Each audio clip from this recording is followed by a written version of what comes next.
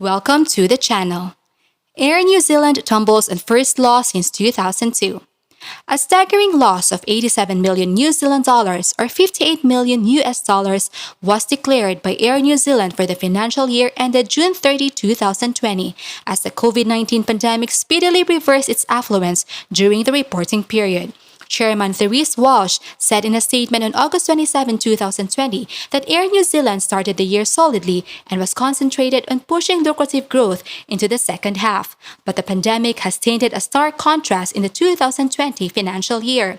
Now, nearly 6 months after the confirmation of a global pandemic, the 87 million New Zealand dollar they reported, which is their very first loss in 18 years, depicts the abrupt and severe impact COVID-19 pandemic has on the industry. Operating revenue dipped by 16% to 4.8 billion New Zealand dollars as total network capability narrowed by 21%. On the other hand, CASK, which is the measure of unit costs in the airline industry, increased by 11.5% from 0.10 New Zealand dollars in financial year of 2019. And according to a statement and investor report about its financial results on August 27, it was largely directed by these economies of scale and inefficiencies correlated with COVID-19 schedule changes. The upside was a 15% gain in cargo revenue to 449 million New Zealand dollars, inclusive of foreign exchange impact.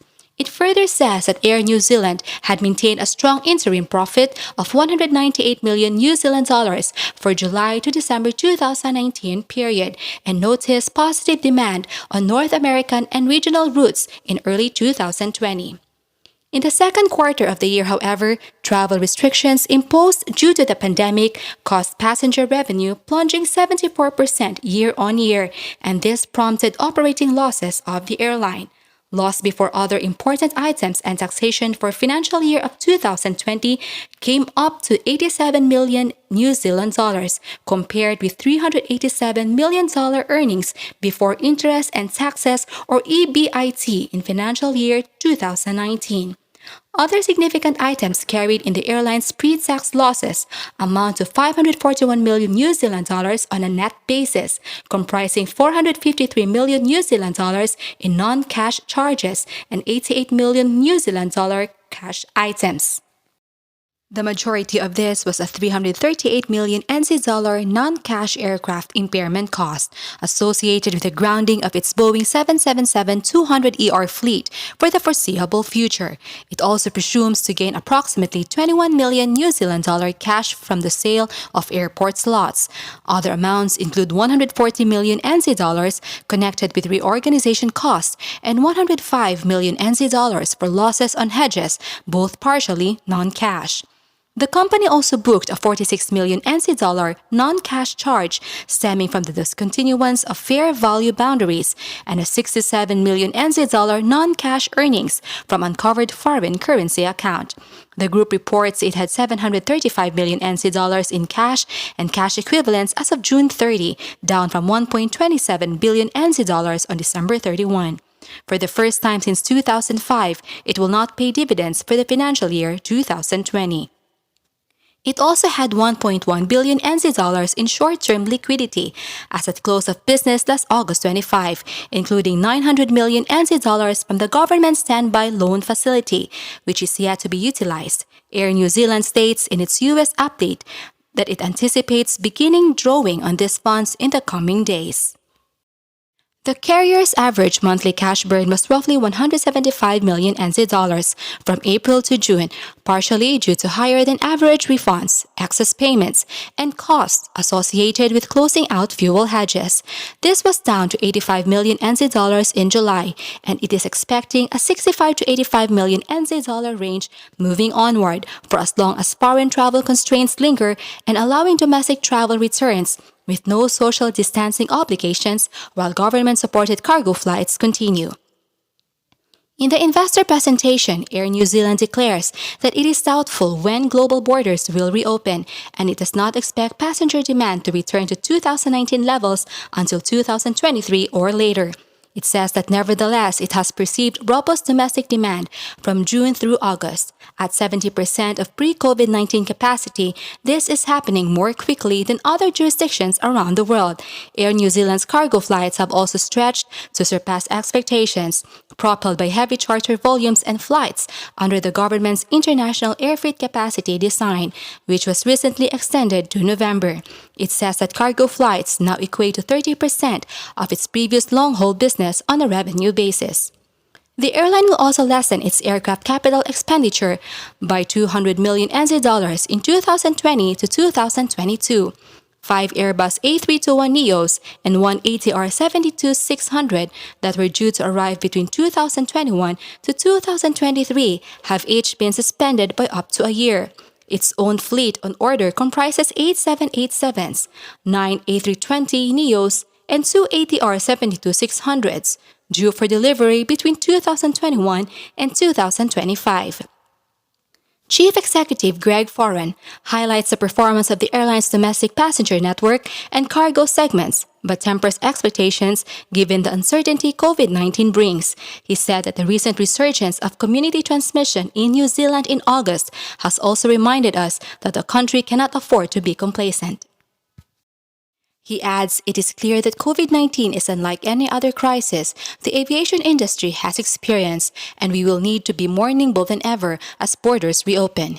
He further said that COVID-19 has highlighted once again that the core strength of the airline is its people and their ability to respond to change quickly.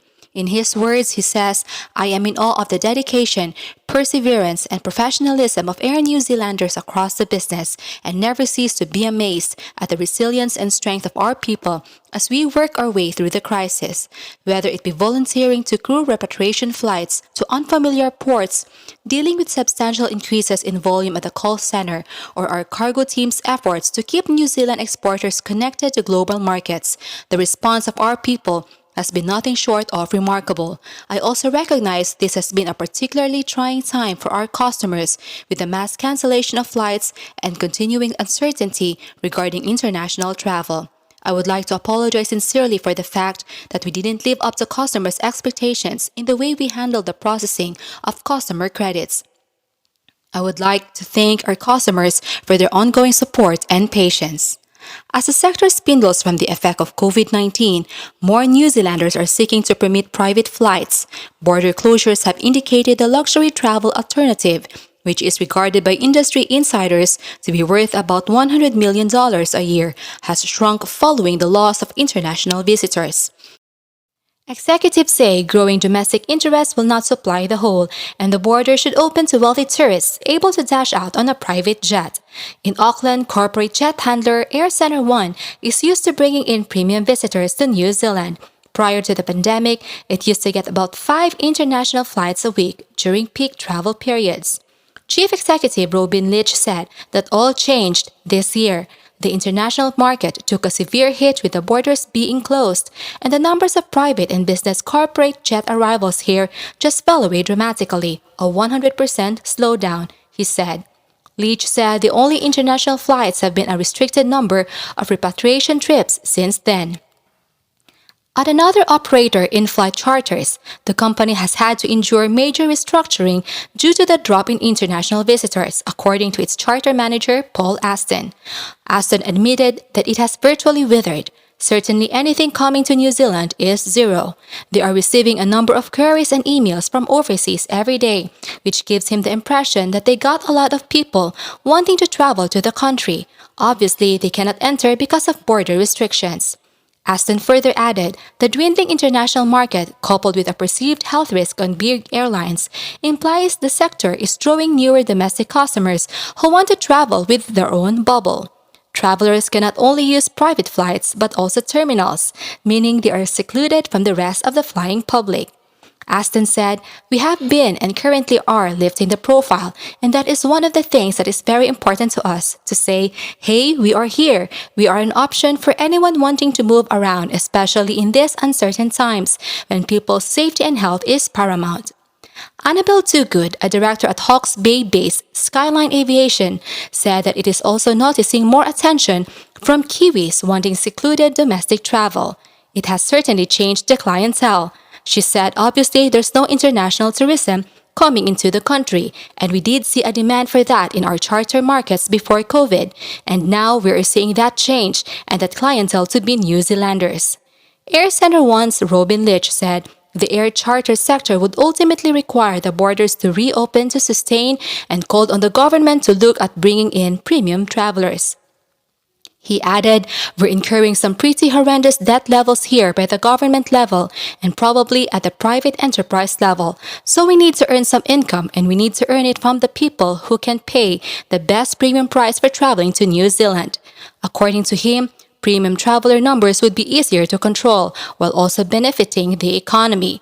Leach said the industry needs these border changes to occur as soon as a new government is elected. Thank you for watching the channel. Don't forget to like, comment, and subscribe.